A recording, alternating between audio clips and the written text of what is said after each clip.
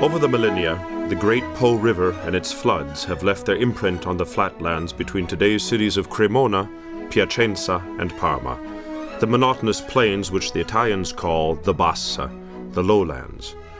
This land is rich and fertile, but the lives of the simple people who tilled the soil as tenant farmers or workers were harsh and meager for centuries.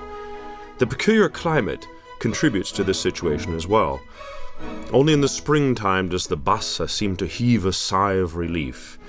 In the summer, an oppressive, muggy heat weighs heavily on the fields and villages.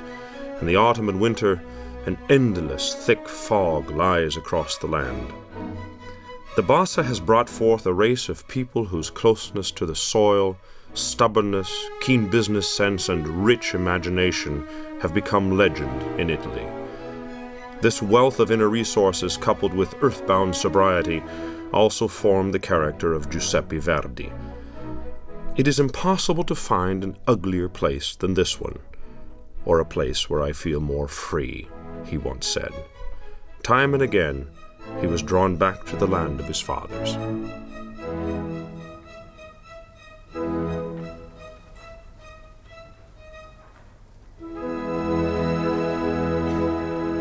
Giuseppe Verdi was born on October 10, 1813, in the village of Roncole. In his younger years, Verdi's father had established himself as an innkeeper and farmer, leasing this house from the local church. Today, the formal postal coach way station / tavern is a national monument. With his usual theatrical flair, Italy's national composer later described his rather tranquil childhood as poverty-stricken, almost destitute, and sometimes downright perilous. The family income covered only the barest of necessities, and life, during the Napoleonic Wars, was frequently marked by mortal danger. But there were never any skirmishes in Roncole, and the family at least had enough money to send Giuseppe to school.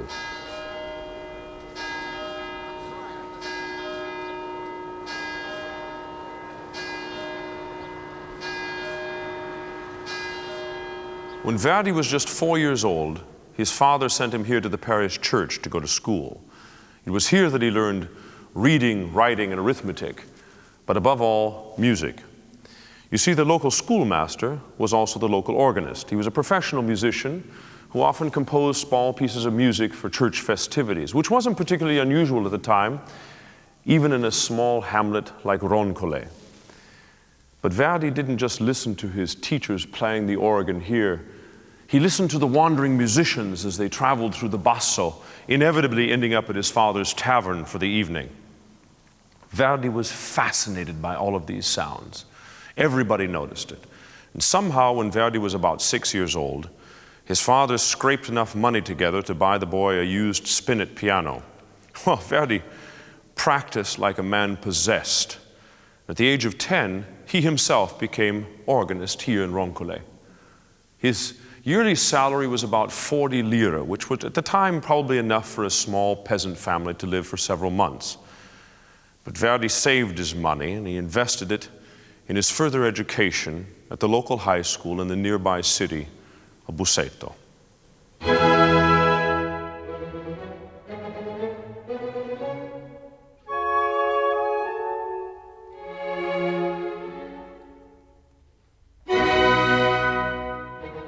In 1823, the 10-year-old Verdi moved into a room in the home of his friends in Busseto.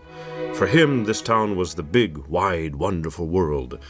This was where high society lived, the large landowners, the aristocrats with their servants. Verdi had his heart set on belonging to that world. Even so, Verdi never forgot his peasant background, and although he took on their lifestyle, he never really felt at home in high society. The main square in Busseto is dominated by the Rocca, the municipal fortress of the princes Pallavicini. These former town rulers wielded considerable power back in Verdi's time. The other power base was in the hands of the clergy, who also ran the new secondary school in the former Jesuit college. The Jesuit church today is a ruin. Nothing has remained of the lavish accoutrements and treasures that so profoundly impressed the 10-year-old boy. Verdi proved a gifted student who could handle an extraordinary workload. He largely funded his own education. On Sundays and feast days he played the organ and roncole. In the evenings and nights he practiced on his spinet. The men of the cloth fostered his keen interest in literature and history. But Verdi found another role model in Busseto, the local music director, Fernando Provesi.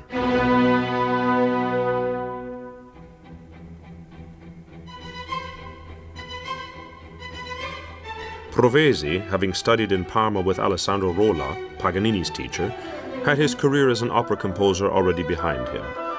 He ranked as a revolutionary free spirit and had to stay hidden from the police in Parma. The liberal citizens of Busseto, especially the aspiring wholesaler and distiller Antonio Barezzi, held a protecting hand over him. It was here, in the grand salon of Barezzi's home, where the local amateur orchestra Società Philharmonica held its rehearsals. Barezzi was the orchestra's business manager. It was also here that Verdi's career as a composer began. He copied out orchestra parts, thus becoming acquainted with Haydn, Mozart, and Rossini, and at 16 even conducted the orchestra himself. In the Barezzi home, Verdi was soon regarded as a member of the family. He was subsequently slated to marry his patron's daughter, Margherita, who was studying singing in Milan. After graduating from school, Verdi moved into the Barezzi home and assumed, temporarily and unpaid, the tasks of the aging Provesi. Barezzi had long since recognized that the future of music was coming of age inside Verdi's brilliant mind. Opposite the Casa Barezzi, on the other side of the Busseto town square, we find the Teatro Verdi, a monument the citizens put there to honor their renowned star in 1868. Verdi was already 55 years old. He considered this little theater in his hometown, with its population of 2,000, an act of megalomania and a waste of money, and he never set foot in the place. He may have contributed 10,000 lire to its completion, but he stayed away from the dedication of the building, and he harshly rejected the suggestion that he might bring his celebrated singers from Milan or Paris to put on an opera here.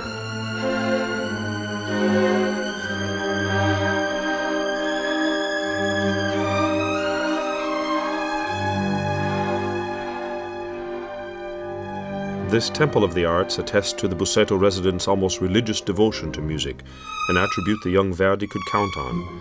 He had the same public before him in 1830, when he set up a lavish concert schedule with the Società Philharmonica. At the tender age of 18, orchestra director, composer, and piano virtuoso, Verdi was a major celebrity throughout Busseto. The orchestra, chorus, and soloists presented operas, large-scale masses, symphonies, song recitals, and solo concerts. In this way, Verdi got to know the full scope of the musical and operatic literature of his time. This way, he developed his enormous sensitivity for the effectiveness of music and for the technical possibilities of singers and instrumentalists. Later in his operas, he never shied away from sentimentality. He knew what his public wanted: drama, profound emotions, like the ones of the Doge of Venice grieving for his son in the opera I Due Foscari.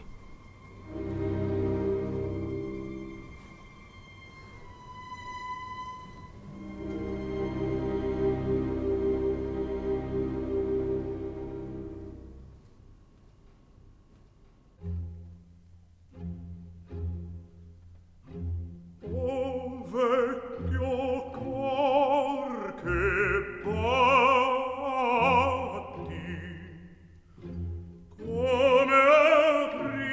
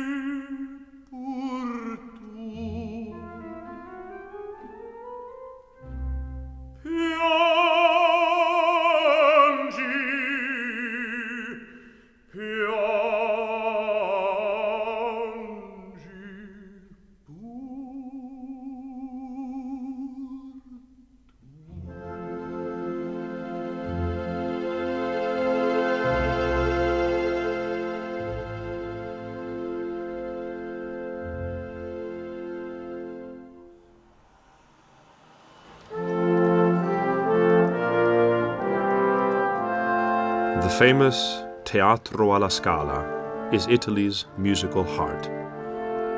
Verdi's connection with the opera house began around 1832 when Barezzi sent the 19-year-old to the big city of Milan. He was to study there at the conservatory, but Verdi failed the entrance examination, a catastrophe because he needed the diploma for Bussetto. And so Verdi stayed in Milan and studied with Vincenzo Lavigna, the concertmaster at La Scala. He liked the city. Beneath the galleries near the cathedral, he met the elite of Italian society. Soon Verdi was conducting an amateur orchestra made up of the cream of the Milanese aristocracy. He became well known. He was even offered a libretto, and Verdi's Oberto received its world premiere in 1839 at La Scala. But his great triumph would be Nabucco in 1842. The prisoner's chorus, Va Pensiero, Fly Thought on Golden Wings, would become a hymn of defiance against Austrian dominance. Italy had found its patriotic voice in Verdi. To this day, no opera has been more successful at La Scala.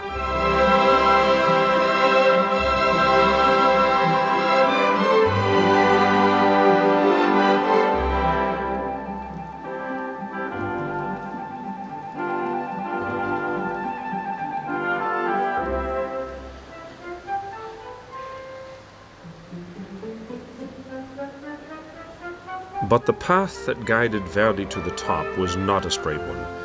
While he was studying in Milan, his old friend, the music director Provesi, died in Bussetto. The church fathers found a new organist, which was a slap in the face for Verdi's friends because their future music director, of course Giuseppe Verdi, would desperately need that income. The orchestra reacted by playing operatic overtures in church. Church loyalists and Verdi supporters came to blows on the streets. Barezzi urged Verdi to speed up his studies, and finally, in 1836, Giuseppe returned with a certificate from Lavigna declaring him to be a maestro di musica, and he signed his contract. But, as the salary was very sparse, Bussetto could offer him no future.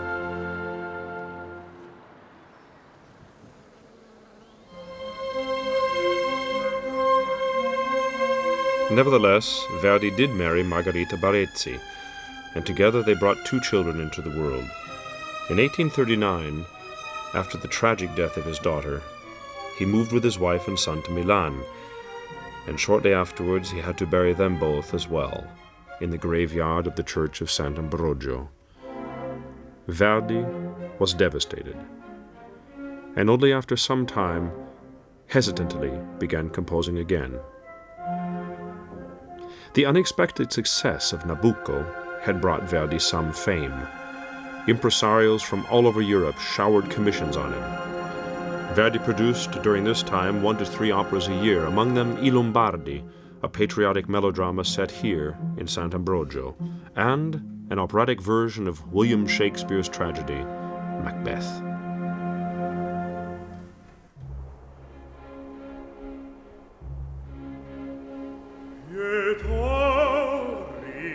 Spaventa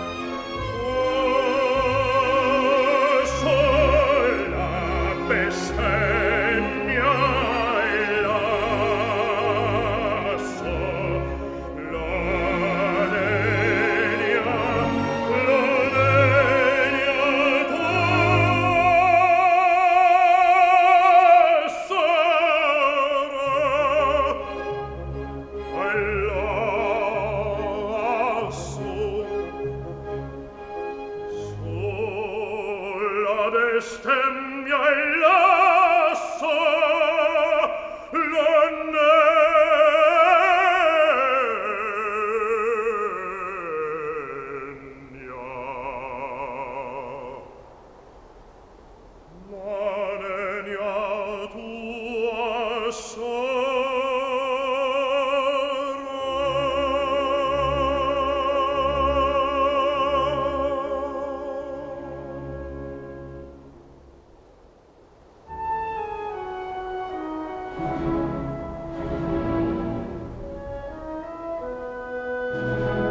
But success had its price. 4 years after Nabucco, Verdi was hard-pressed to meet his deadlines. He was overworked and ill. Newspapers even reported that the 33-year-old composer had died. He arrived in Paris in 1847. 4 weeks of rehearsals had been planned for his Jerusalem.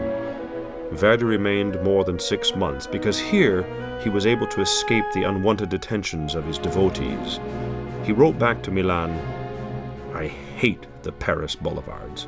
You keep meeting friends, enemies, priests, monks, soldiers, spies, beggars. But at least nobody bothers me here. Nobody points his finger at me." That finger-pointing also referred to the watchful eye the Italian public was focusing on Verdi's private life. In Paris, he could live undisturbed with Giuseppina Strepponi.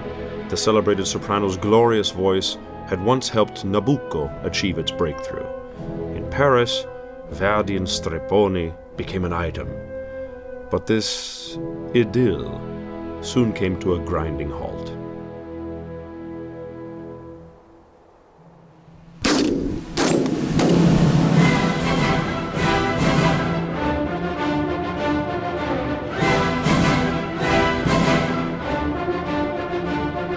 In 1848, revolution broke out all over Europe.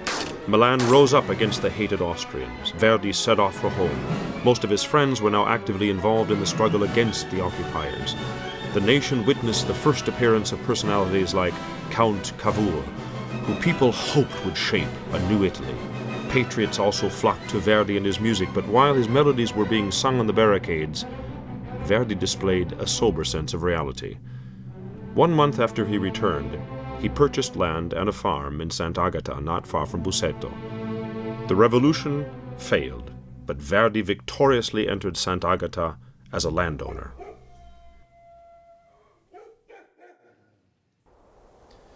The revolution was a failure. Verdi moved from Paris to Busseto. Here he had bought this house, Palazzo Cavalli. It had belonged to one of the richest men in the city. And for Verdi, the son of a tavern owner, this was a childhood's dream come true. He was rich, he was famous, and finally his hometown would greet him with respect. So he thought. But Verdi had moved to Busseto with his mistress, Giuseppina Strepponi. Now in Paris, this was no problem, but in Busseto, this was a scandal. Giuseppina was a singer, she was a theatrical personality. And while in conservative Italy one showered such artists on the stage with roses and paid vast sums of money for their performances, to allow a public liaison with the nation's musical hero was simply out of the question. And quite to his surprise, Verdi and his friend were met with contempt and hostility by the Busseto society.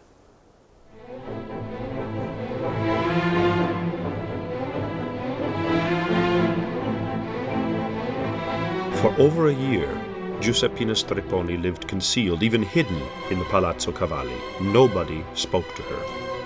But La Strepponi was a diva, one of the highest-paid singers of her time. And as a woman, alone, who moved from engagement to engagement and city to city, had accumulated many love affairs and even 3 pregnancies. Now she was 35 years old and had money and fame, but no future as a singer. Her voice was ruined. Her children were being raised by foster parents. Marriage with Verdi in Busseto was out of the question. The couple moved out of Busseto and settled here in Sant'Agata, the farm which Verdi now turned into a country estate. They did finally marry, 15 years later, when Giuseppina's youngest child had reached the age of maturity. And for almost a half-century, Strepponi and Verdi lived together in this house.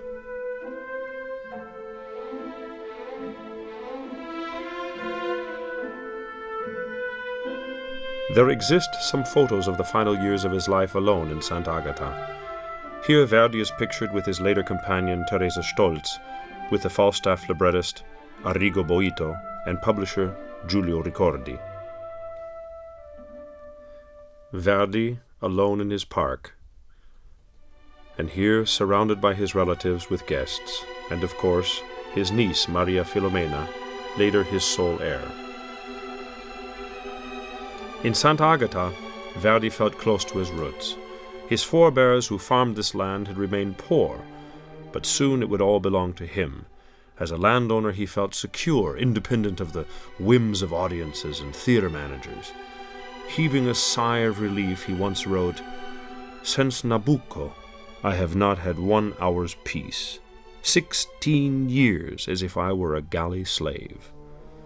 Verdi now accepted fewer commissions. He went hunting, rode horseback across the fields, ordered his workers around. Giuseppina, who was not cut out for country life, maintained his contacts as his private secretary, even reporting to the publisher Escudier in Paris, "His love for the land has become a mania, a madness, a rage, a fury. He gets up almost at sunrise to examine the wheat, the corn, and the vineyards. He arrives completely exhausted back home." Verdi bought one field after another, had wings and stories added to his house. His estate became his claim in stone that he was equal as well to the families who had dominated this land for centuries. At the end of his life, Verdi was the largest property owner in the province and one of the richest men in Italy. From the very beginning, he planted this landscape garden himself, allegedly planting a tree for each of his operas at the time, a cypress for Rigoletto, an oak for Il Trovatore, and a weeping willow for La Traviata.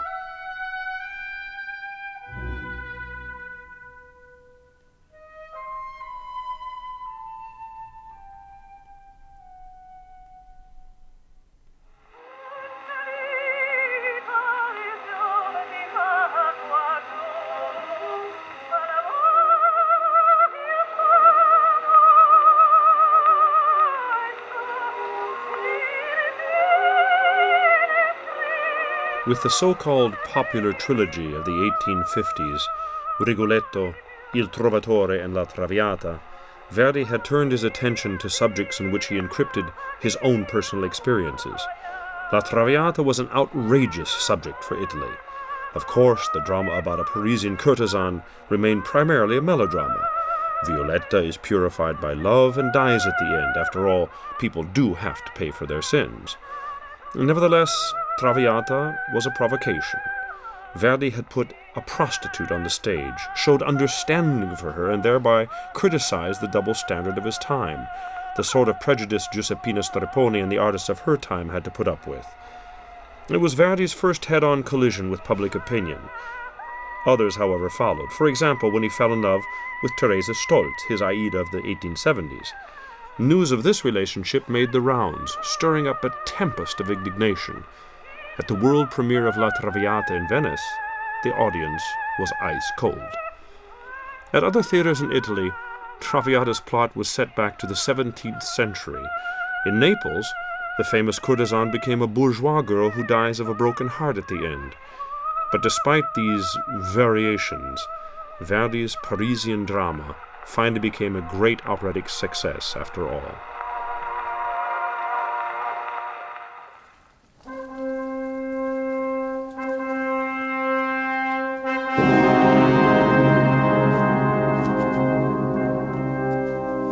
In Venice, Verdi had celebrated a breakthrough shortly before with Rigoletto. This opera too revealed some elements that would have been unthinkable before. A reigning king as an unscrupulous womanizer. The leading character was a court jester, a hunchback. The Habsburg censors immediately intervened. Shortly before the premiere, Verdi was advised that the military governor, Ritter von Gorzkowski, regrets that the poet Piave and the renowned maestro Verdi have selected such a revolting example of obscene triviality for their new work. His Excellency has decided to ban this production in its entirety. Verdi was not about to be intimidated. The matter was negotiated, and at the end the French king became a medieval Duke of Mantua. Everything else remained as it was. 2 years later, the opera was being performed in almost every theater in the world. Verdi's popular trilogy revolutionized the musical theater, not just in its choice of subject matter. Verdi was now using music to characterize his figures, and he propelled the dramatic development forward with music. The audience followed him. The success of the popular trilogy was a lasting one. This is also why Verdi could afford to stop writing 3 operas a year and began writing 1 every 2 years.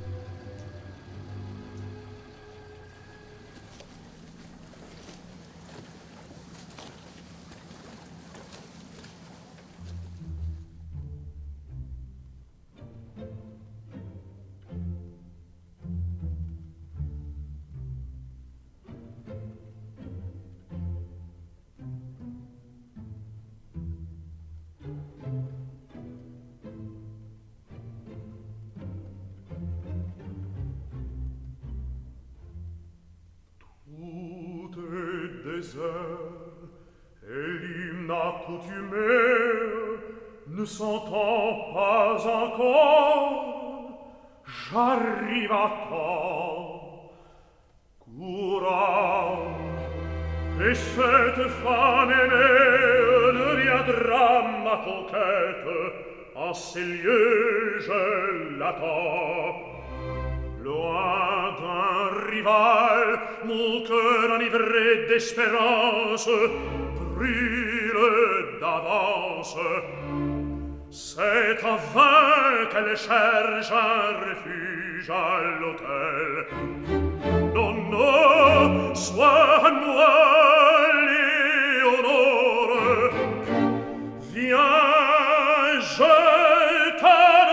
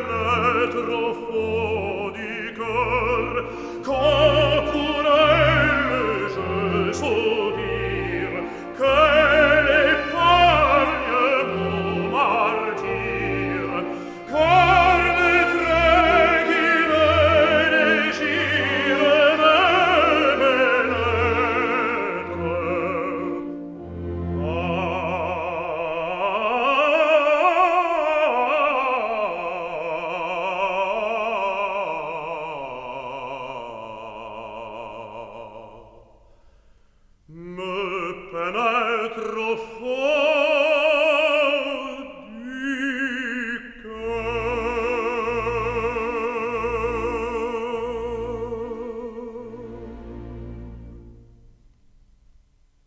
Verdi loved Paris. The Paris Opera, that was a different question. You see, there were impresarios that demanded 5-act operas and obligatory ballets. The rehearsal periods were enormous and endless. The musicians, less than cooperative. When Verdi produced Vecchio Sicilienne here the first time, in fact, what was a 1-year production time turned into a complete 2-year visit to Paris. Verdi seemed to be much happier in the Italian opera, what we know today as the opera comique. It was there that he had fantastic successes with Trovatore, with Macbeth and Ernani. But the grand opera drove him to despair. In the same opera, Vecchio Sicilienne, a revival in 1863, he walks out mid-rehearsal and says, no more. No more Paris, no more opera, no more Vepres, nothing. Fortunately, in 1867, he changed his mind. He came back and he wrote for the Parisians at the Grand Opera his masterpiece in French, Don Carlos, and achieved a huge success that he had waited for and searched for and longed for 20 years.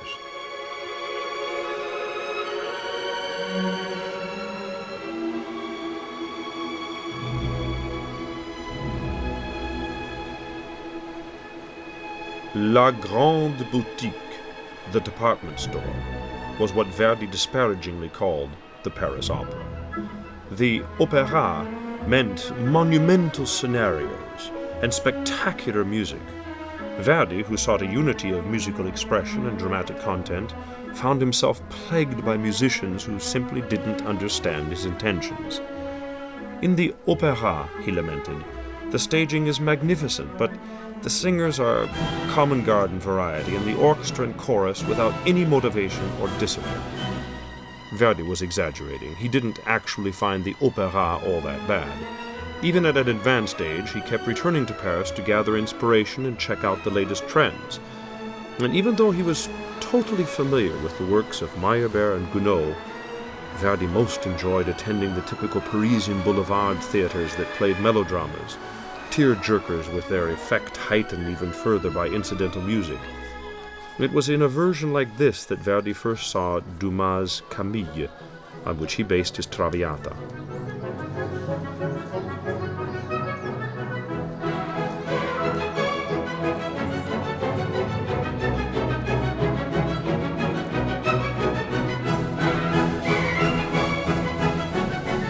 After the fiasco of Les Vepres Siciliennes in Paris, director Perrin and publisher Escudier needed some fairly monumental powers of persuasion to convince the composer they wanted a new opera. Verdi answered them with caustic sarcasm, but nevertheless left the door open. "You must be joking. You want me to write something else for the opera? After all that's happened over the last 2 years? Where shall I find the nerves to put up with all that annoyance yet another time? Only if I have an intelligent director and a good libretto." Verdi got his good libretto, Don Carlos. He then produced the most elaborate opera of his career. It met the expectations of the opera and was accepted by the Paris audience. Only Bizet remarked acerbically, "Verdi isn't an Italian anymore. He's emulating Wagner. Perhaps the singers will forgive him, but I doubt if the spectators will let him get away with it." Bizet was wrong, not only musically. The work ran for 43 performances in Paris alone, and in Italy, Don Carlo proved a real goldmine.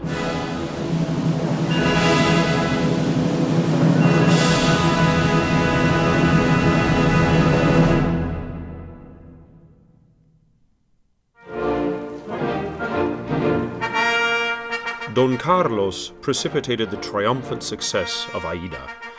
Verdi was now 55 years old. He hadn't enjoyed a response like that since Trovatore and Traviata over 15 years before. After Aida, Verdi would write 2 more operas, the so-called works of his old age, Otello and Falstaff. In the years between Traviata and Don Carlos, Verdi had been highly productive, but Simon Boccanegra, Un ballo in maschera, and La Forza del Destino had been anything but public and box office successes. Verdi now also owed his financial independence to his publishers, the Casa Ricordi, who had their offices right next door to La Scala.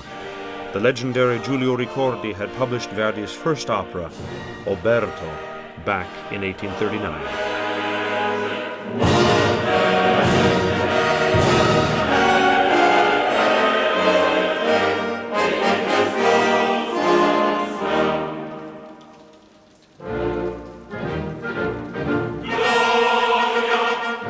The publishing house had garnered its wealth from La Scala.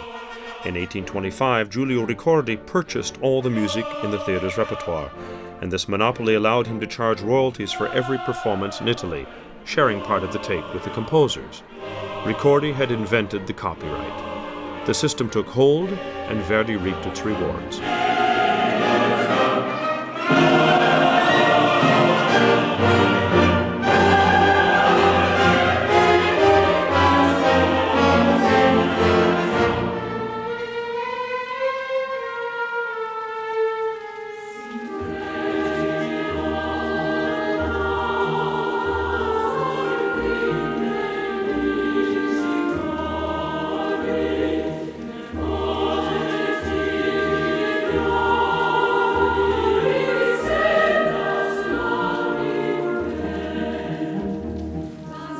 Caricatures from the beginning of his career show Verdi as a hectic little gremlin trying to squeeze the last little bit out of his orchestras and singers.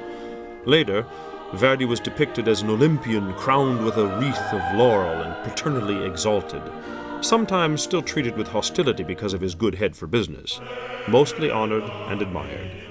At the instigation of Cavour, he was elected to Parliament. At the age of 60, Verdi became a senator and thus a member of the upper house, albeit not for his services to art and the fatherland, but rather as one of the richest property owners.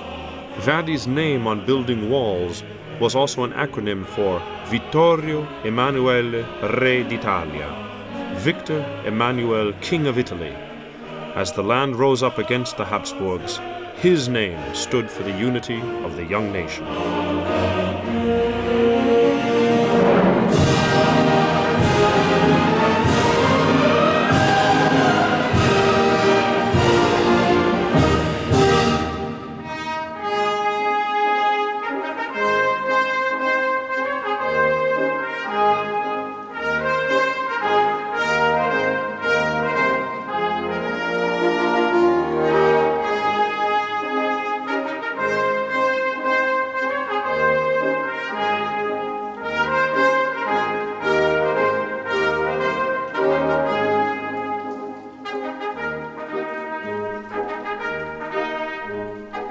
The Nile opera, Aida, was the crowning glory of Verdi's career. He had been commissioned to supply an opera to Cairo for the international event, the opening of the Suez Canal. For this he received the inconceivable sum of 150,000 francs in gold, and he retained the world rights. With the triumphal march, Verdi celebrated his return to La Scala in 1872. After the premiere, the city and the audience were at his feet. But Verdi had not forgotten his lack of success in the years before. He stayed away from this house for a quarter century, and he harshly commented on the enthusiastic critics. Stupid reviews, and praise that is even more stupid. Not one critic was willing to point out my ideas and intentions. Not one who said to me, "Thanks, dog."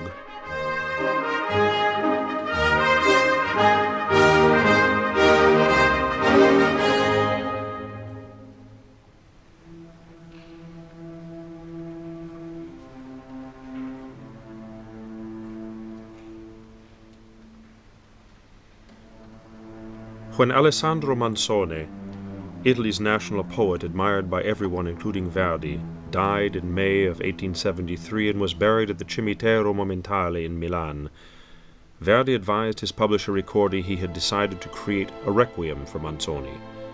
Verdi had written no sacred music since his youth. He was an atheist, as Giuseppe Streponi remarked. I go on talking to him about the miracle of creation, the heaven, the earth, the sea. He laughs in my face and says, "You are mad," and unfortunately, he says it in good faith.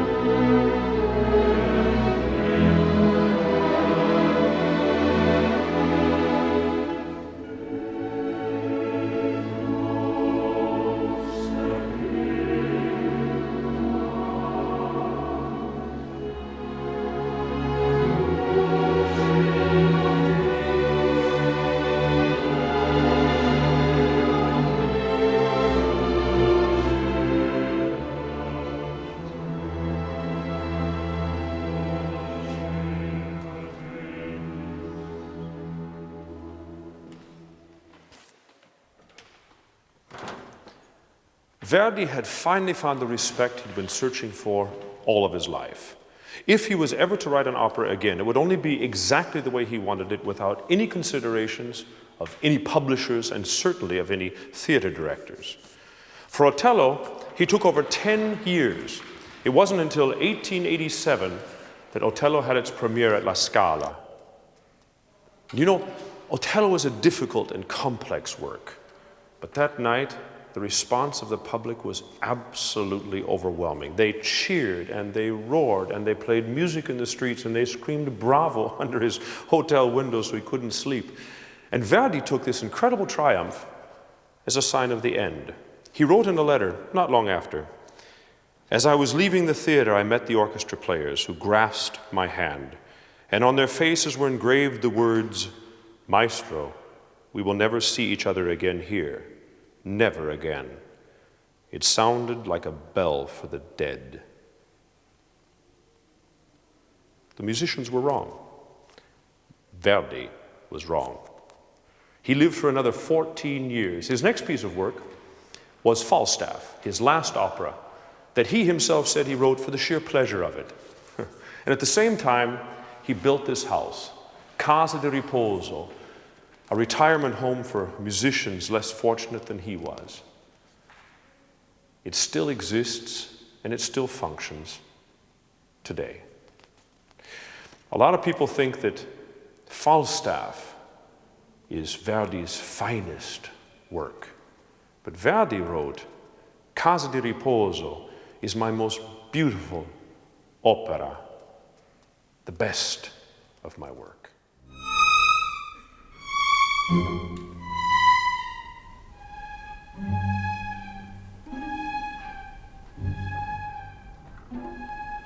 The Casa di Riposo was completed in 1900. That same year, Verdi signed his will. Giuseppina had already been dead for 3 years. The lands in Sant'Agata went to his niece, Maria Filomena Carrara. He left all the royalties from his works to the Casa di Riposo. He also bequeathed his Erard piano and the little spinet, his first instrument, to the old people's home.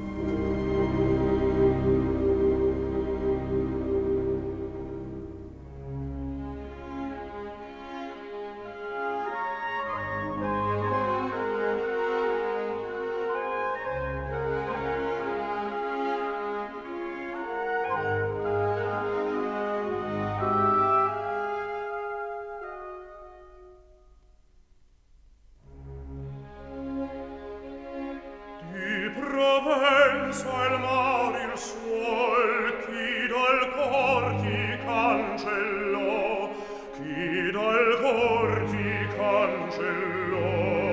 Di Provenza il mare il suol, all'addio fulgente sol, qual destino ti furò, qual destino ti furò.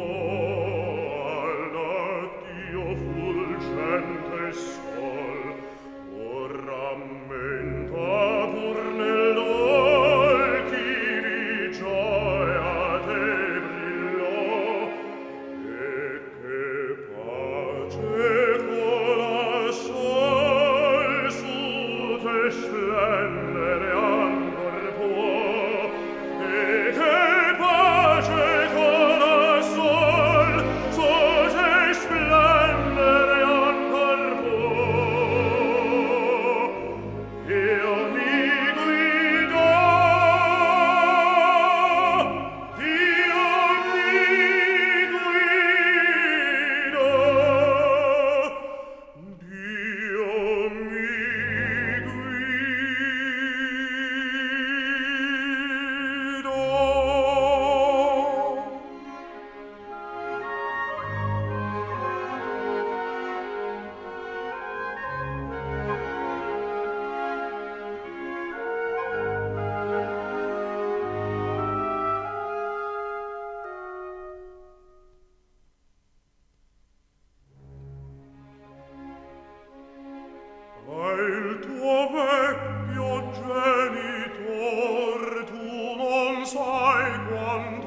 soffrì, tu non sai quanto soffrì il tuo vecchio genitor.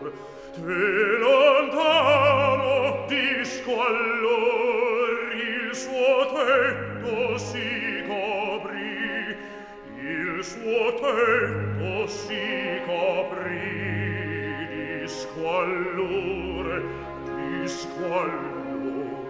Ma se al fin ti trovo ancor, se in me speme non falli, se la voce dell'onor in te appieno n'ammuti, ma se al fin ti trovo ancor, se in me speme non falli,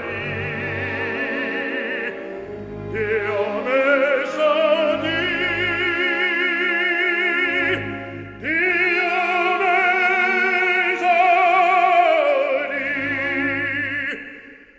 Dio me sa di, Dio me sa di.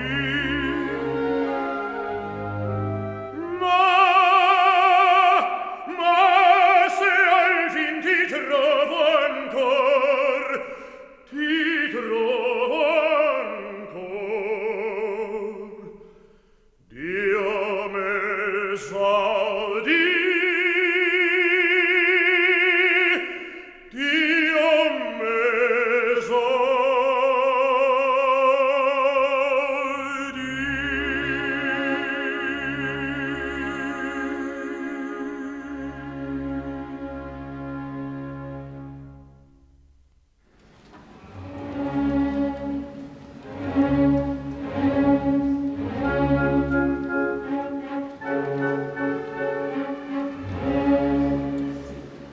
Verdi died on January 27th in the Grand Hotel de Milan. This is where he had spent the winter months and where he wrote his last opera, Falstaff. It was his time of year, the high point of the concert season. Years ago he had received the homage of the Milanese here on this balcony. Now Milan fell silent. Traffic was rerouted. The people strewed dead leaves on the streetcar tracks to make certain nothing would disturb the maestro's slumbers. And when he was dead, a silent crowd gathered in front of the hotel. All the shops and theaters closed their doors. The state mourning period lasted 10 days. Verdi found his final resting place in the Casa di Riposo beside Giuseppina Streponi. 300,000 people followed the funeral procession, and Arturo Toscanini conducted a chorus of 820 voices. They sang Va Pensiero, Fly Thought, the prisoner's chorus from Nabucco with which Verdi had first entered the hearts of his compatriots. And in those hearts he has remained.